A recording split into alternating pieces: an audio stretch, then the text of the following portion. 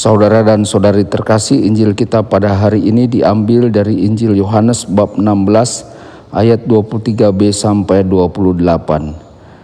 Dalam amanat perpisahannya, Yesus berkata kepada murid-muridnya, "Aku berkata kepadamu, sesungguhnya segala sesuatu yang kamu minta kepada Bapa akan diberikannya kepadamu dalam namaku. Sampai sekarang kamu belum meminta sesuatu pun dalam namaku. Mintalah, maka kamu akan menerima, supaya penuhlah sukacitamu. Semuanya ini kukatakan kepadamu dengan kiasan. Akan tiba saatnya aku tidak lagi berkata-kata kepadamu dengan kiasan, tetapi terus terang memberitakan Bapa kepadamu. Pada hari itu kamu akan berdoa dalam namaku, dan tidak kukatakan kepadamu bahwa aku meminta bagimu kepada Bapa, sebab Bapa sendiri mengasihi kamu, karena kamu telah mengasihi aku dan percaya bahwa aku datang dari Allah. Aku datang dari Bapa dan aku datang ke dalam dunia. Kini aku meninggalkan dunia lagi dan pergi kepada Bapa." Demikianlah sabda Tuhan. Terpujilah Kristus.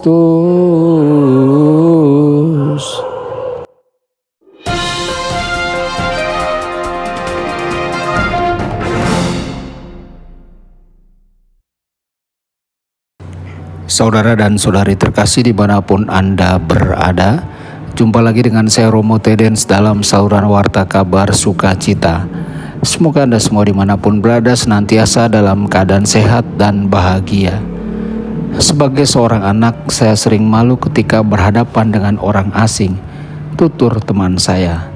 Selanjutnya saya ingat suatu kali ayah saya meminta saya untuk meninggalkan paket makanan di kantor pastoran sebagai sumbangan untuk bantuan makanan paroki untuk orang miskin.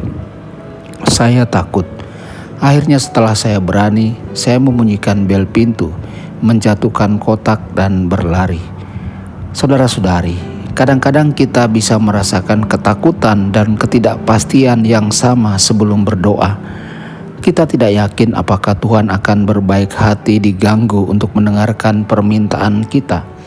Pada akhirnya kita perlu mengingat betapa Tuhan suka diminta dan percaya bahwa jika yang kita minta adalah untuk kebaikan kita atau orang lain, Tuhan pasti akan mengabulkannya. Saudara-saudari, bahasa adalah sarana komunikasi, dan seperti setiap sarana untuk mengungkapkan gagasan, bahasa itu terbatas.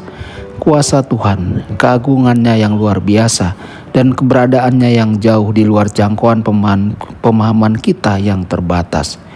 Yesus sebagai Tuhan sejati dan manusia sejati menjadi jembatan antara bahasa manusiawi kita dan Tuhan yang Dia kenal secara dekat.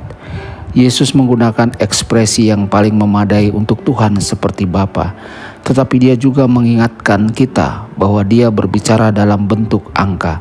Suatu hari Dia berjanji untuk memberitahu kita dengan jelas, bahkan memperkenalkan kita kepadanya. Saudara-saudari, Bapa Suci kita, Paus Emeritus Benediktus ke-16 mengingatkan kita akan kasih Bapa. Benar, tidak seorang pun pernah melihat Allah sebagaimana adanya. Namun Tuhan tidak sepenuhnya tidak terlihat oleh kita. Dia tidak berarti sama sekali tidak dapat diakses. Tuhan mengasihi kita terlebih dahulu, kata surat Santo Yohanes, dan kasih Tuhan ini telah muncul di tengah-tengah kita. Dia menjadi nyata sama seperti Dia telah mengutus putranya yang tunggal ke dalam dunia supaya kita hidup melalui Dia. Allah telah membuat dirinya terlihat di dalam Yesus. Kita dapat melihat Bapa. Saudara-saudari, memang Tuhan terlihat dalam pelbagai cara. Dalam kisah cinta yang diceritakan oleh kitab suci, Dia datang ke arah kita. Dia berusaha untuk memenangkan hati kita sampai ke perjamuan terakhir, kepenusukan hatinya di kayu salib, ke penampakannya setelah kebangkitan.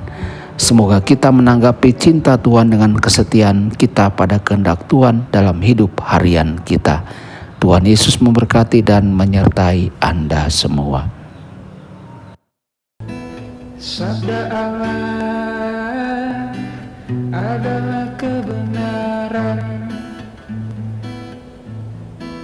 Sabda Allah adalah kehidupan. Mari kita mencintainya, mari kita menghayatinya, ya Tuhan.